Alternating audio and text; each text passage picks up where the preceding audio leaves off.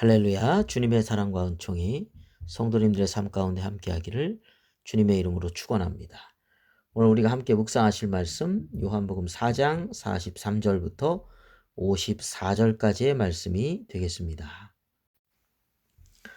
이틀이 지남에 예수께서 거기를 떠나 갈릴리로 가시며 친히 증언하시기를 선지자가 고향에서는 높임을 받지 못한다 하시고 갈릴리에 이르심에 갈릴리인들이 그를 영접하니 이는 자기들도 명절에 갔다가 예수께서 명절 중 예루살렘에서 하신 모든 일을 보았음이더라.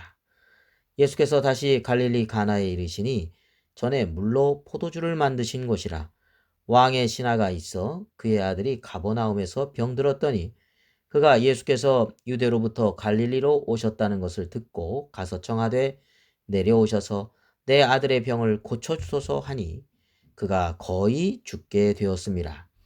예수께서 이르시되 너희는 표적과 기사를 보지 못하면 도무지 믿지 아니하리라.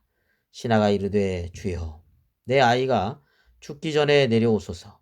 예수께서 이르시되 가라 내 아들이 살아있다 하시니 그 사람이 예수께서 하신 말씀을 믿고 가더니 내려가는 길에서 그 종들이 오다가 만나서 아이가 살아있다 하거늘 그 낫기 시작한 때를 물은즉 어제 7시에 열기가 떨어졌나이다 하는지라. 그의 아버지가 예수께서 내 아들이 살아있다 말씀하신 그때인 줄 알고 자기와 그 온 집안이 다 믿으니라.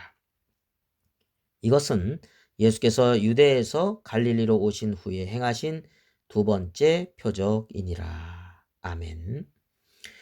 예수님께서는 사마리아 수가성에서 이틀을 머무신 후에 이제 갈릴리 가나로 가셨습니다. 이제 그곳에서 두 번째 표적이 일어나죠. 왕의 신하가 가버나움에 살고 있었는데 아들이 거의 죽게 되는 병에 걸리게 되었죠. 그런데 예수님의 이야기를 듣고 가나에까지 와서 아들이 죽기 전에 고쳐달라며 가버나움으로 내려가시를 요청하지요. 이 주님께서는 가라, 내 아들이 살아있다. 이렇게 말씀하시는데 왕의 신하는 예수님의 그 말씀을 그대로 믿고 내려갑니다. 그런데 놀랍게도 종들이 전해오는 소식이 아들이 7시에 열기가 떨어져서 낫기 시작했다는 것입니다. 그런데 바로 그 시각, 그 7시가 예수님께서 그 왕의 신하의 아들이 살아있다고 말씀하신 때였습니다. 이 표적으로 말미암아 왕의 신하와 그의 온 집안이 다 예수님을 믿게 되었습니다. 여러분, 믿음이라는 것이 무엇일까요? 주님을 전적으로 신뢰하기 때문에 순종하는 것이라고 할 수 있습니다. 이렇게 믿음에는 또 놀라운 역사가 일어나게 되죠. 예수님의 모친 마리아는 성령으로 그리스도를 잉태하게 된다는 것을 듣게 되었을 때 이렇게 말합니다. 주의 여종이오니 말씀대로 내게 이루어지이다. 그렇게 순종하였습니다.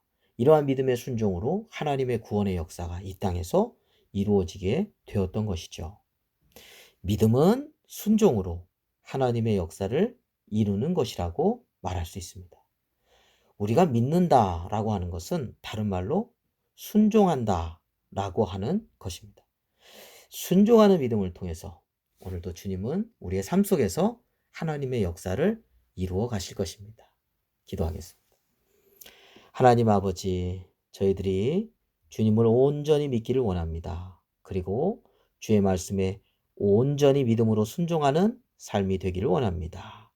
우리의 삶 속에서 하나님의 놀라운 구원의 역사, 은혜의 역사를 매일매일 경험하며 감사하며 찬송하며 살아가게 하여 주시옵소서. 하나님, 오늘 하루도 주님께 모든 것을 맡깁니다. 하나님, 주님의 돌보심과 인도하심 가운데 오늘도 복된 하루가 되게 하여 주옵소서.